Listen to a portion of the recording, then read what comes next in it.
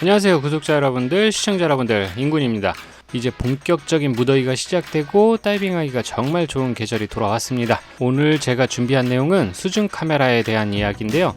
다이빙을 하다 보면 누구나 다 내가 다이빙하는 모습을 내가 본 거를 사진이나 영상으로 남기고 싶어 하시는 분들이 많이 계실 거예요. 얼마 전에 핑코님께서 다이브볼크를 사용한 영상 촬영에 대해서 말씀하신 부분들이 있어서 그 부분들을 좀 비교하다 보니까 이거를 우리 구독자분들께 좀 알려드렸으면 좋겠다 해서 오늘 영상은 준비했고요. 오늘 말씀드릴 내용은 수중 카메라에 대해서 비교해보고 이런저런 말씀을 좀 들어보려고 하는데요. 이건 어디까지나 제 주관적인 생각이기 때문에 실제 내용과 좀 다를 수도 있습니다. 그 점 참고해 주셔서 이 영상 시청해 주시길 바랄게요. 자, 우선 우리가 쉽게 사용할 수 있는 수중 카메라들은 똑딱이 같은 미러리스라고 하죠. 똑딱이 같은 카메라들이 있고, 그리고 가장 많이 생각나는 게 바로 액션캠인데요.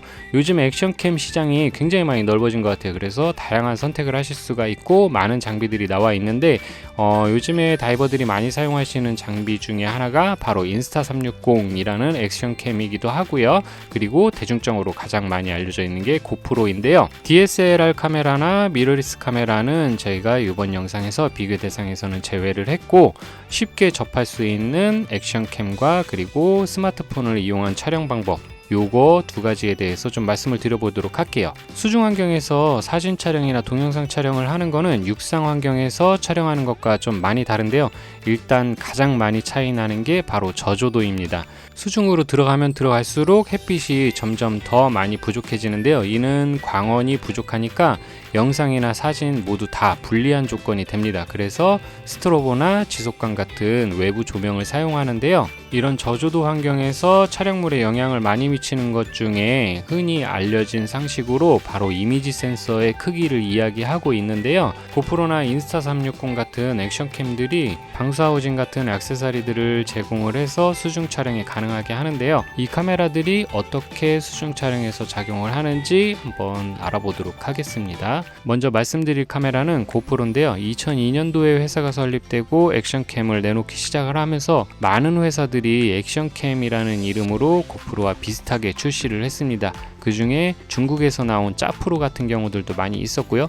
어쨌든 이 고프로 같은 경우에는 방수하우징이나 다른 액세서리들을 제공을 하면서 여러 가지 조건에서 촬영을 할 수 있게 나와 있는데요.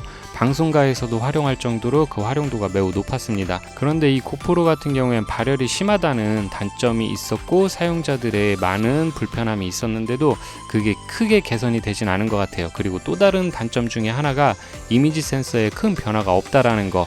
제가 좀 전에 말씀드렸다시피 이미지 센서는 저조도 환경에서 많은 영향들을 차지하고 있는데요. 그래서 실제로 풀프레임 카메라로 찍은 영상이나 사진보다 고프로가 더 어둡게 나오는 부분들도 바로 이런 이미지 센서의 크기에 영향을 많이 받고 있습니다. 카메라의 기술적인 부분들은 우리가 넘겨두도록 하고요. 실제로 어떻게 촬영이 되는지, 어떻게 사용을 하는지에 대한 결과만 놓고 이야기를 해볼게요. 실제 촬영 장면을 비교하기 위해서 영상을 준비했는데요. 모두 같은 날, 같은 시간, 같은 장소에서 촬영된 영상입니다. 각각의 영상은 고프로 오즈모 액션4 갤럭시 24 울트라 이렇게 촬영했고요. 촬영 결과물들을 보면서 말씀을 드리도록 하겠습니다. 우선 세 개를 비교하자면 고프로가 조금 더 쨍한 모습은 보이기는 하는데 많이 어둡죠. 앞서서 언급드린 것처럼 고프로가 이미지 센서가 이 카메라들 중에서 가장 작습니다. 그래서 많이 어둡게 나오는 모습이고요. 오즈모 액션4 같은 경우에는 쨍함과 밝기가 함께 우선시 되는 게 보여지고 있고요. 갤럭시 24 같은 경우에는 밝기는 한데 어딘가 흐리멍텅하게 촬영이 됐습니다. 제가 다이브볼크 방수하우징을 구매를 하고 나서 수영장에서 이런저런 테스트를 해봤는데요. 수영장에서 촬영을 할 때 갤럭시 24로 촬영한 모습이 고프로나 오즈모 액션4로 촬영한 모습보다 훨씬 더 결과물이 좋아서 다이브볼크 방수하우징을 이용한 스마트폰 영상 촬영을 우선시해서 앞으로 영상을 제작을 하려고 했는데 실제 바다에서 테스트한 거는 결과물이 그렇게 좋지 않았어요. 이 부분들이 왜 이럴까라는 고민을 정말 많이 가지고 생각을 많이 해봤는데요. 우선 두 가지를 먼저 말씀을 드려야 될 것 같아요. 어떤 건 밝게 나오고 어떤 건 어둡게 나오고 같은 조건인데도 불구하고 어두운 영상과 밝은 영상 이렇게 두 가지로 촬영이 됐는데요.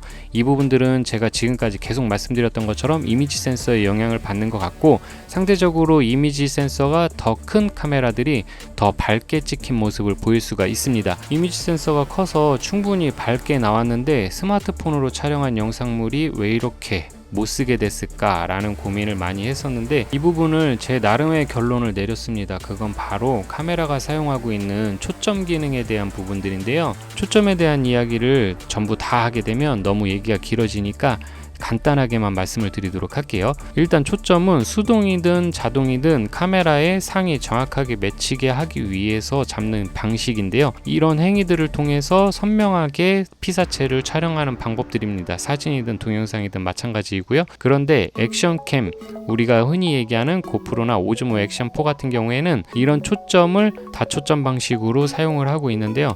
다초점 방식은 화면 전체나 이미지 전체에 초점이 맞도록 하는 방식입니다. 하지만 우리가 촬영을 할 때는 피사체와 배경과의 거리감이 있기 때문에 초점이 맞아지는 방식이 달라져야 되는데요. 스마트폰을 활용해서 촬영을 하실 때 화면을 터치하면 터치된 영역에 초점이 맞는 것을 보실 수가 있습니다. 이게 오토포커스의 기능인데요. 이 기능을 사용을 해서 초점을 맞출 수 있도록 하는 거죠. 네, 초점 얘기를 했더니 이야기가 길어집니다. 그러면 이거 넘어가고 본론으로 또 다시 돌아와서 이야기를 하자면, 제가 내린 결론은 일단 이렇습니다. 고프로 같은 액션캠들은 다초점을 사용하고 있기 때문에 전체 영역이 초점이 어느 정도 맞아서 좀 더 선명한 영상처럼 보이고 있었어요. 그러면 스마트폰은 왜 이렇게 안 나왔을까, 왜 이렇게 뿌옇게 나왔을까 라는 거를 고민을 하게 되는데요. 이는 스마트폰 특징을 보시면 알 것 같아요. 스마트폰은 여러분들이 생각을 하지 못하고 있겠지만 오토포커스 기능을 가지고 있고, 그래서 실제로 초점을 맞추려고 하고 있습니다. 그래서 제가 수영장에서 테스트할 때는 맑은 물 환경이었기 때문에 피사체를 구별을 쉽게 해서 이 스마트폰 자체가 초점을 잘 맞출 수 있었던 것 같은데요. 그런데 바다 환경에서 부유물이 많다 보니까 스마트폰이 어디에다 초점을 맞춰야 될지를 몰라서 이런 현상이 생긴 걸로 결론을 내렸습니다. 그러면 카메라의 기종별로 영상이 어떻게 나오는지 특징을 좀 말씀드리자면, 고프로의 경우 작은 이미지 센서 덕분에 저주도 환경에서 매우 불리하게 촬영이 됩니다. 그래서 외부 조명을 반드시 사용해야 된다라고 저 스스로 결론을 내렸고요. 오즈모 액션4 같은 경우에는 이미지 센서가 고프로보다는 좀 더 크기 때문에 저주도 환경 촬영에서 유리했고요. 그리고 중간 초점을 사용하기 때문에 뿌연 물, 그러니까 흐린 물에서도 스마트폰보다는 조금 더 좋은 결과물을 보여줬고요. 스마트폰의 경우에는 기종마다 차이가 있기 때문에 이미지 센서 부분에 대한 언급은 하지 않도록 하고요. 포커스 기능이 있기 때문에 접사나 조금 더 맑은 물에서 촬영할 때 유리한 것으로 보입니다. 자, 그러면 요즘에 많이 사용하고 있는 인스타360, 에이스 프로와 X4 모델을 좀 많이 사용을 하시는데요. 그 중에서 액션캠 모델인 에이스 프로는 제외하고 X4에 대해서 좀 말씀을 드려보도록 할게요. X4 같은 경우에는 360도 촬영이 되기 때문에 앞에 환경과 그리고 뒤에 내 모습까지 촬영할 수 있는 특징이 있는데요. 카메라를 돌리지 않아도 카메라 주변부가 다 촬영이 되기 때문에 편집 과정에서 내가 비추고자 하는 부분을 보여서 영상을 편집해서 사용을 할 수가 있습니다. 이런 장점들이 있는데, 360도 카메라의 가장 큰 단점 중에 하나가 바로 화면 외곽 부분에 왜곡 현상이 생기는 겁니다. 왜곡 현상으로 인해서 이미지가 찌그러지거나 이미지의 형태가 변하게 보이는데요. 이런 부분들이 불편한 부분들도 많이 계실 거예요. 제가 그 중에 대표적인 케이스고요. 저는 개인적인 취향으로 이렇게 이미지나 영상 외곽 부분이 왜곡이 생기는 것을 선호하지 않습니다. 짧게 설명드리려고 했는데 오늘 영상이 이상하게 길어져 버렸네요.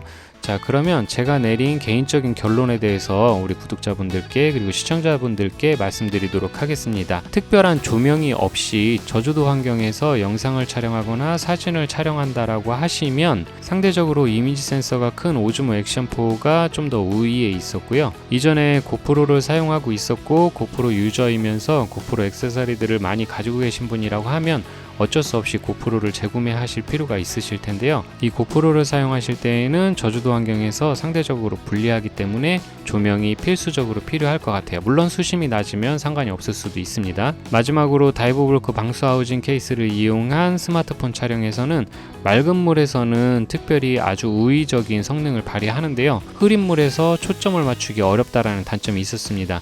그래서 스마트폰을 이용해서 접사를 촬영하거나 가까운 근거리를 촬영하실 때에는 상대적으로 유리하실 수가 있을 텐데요.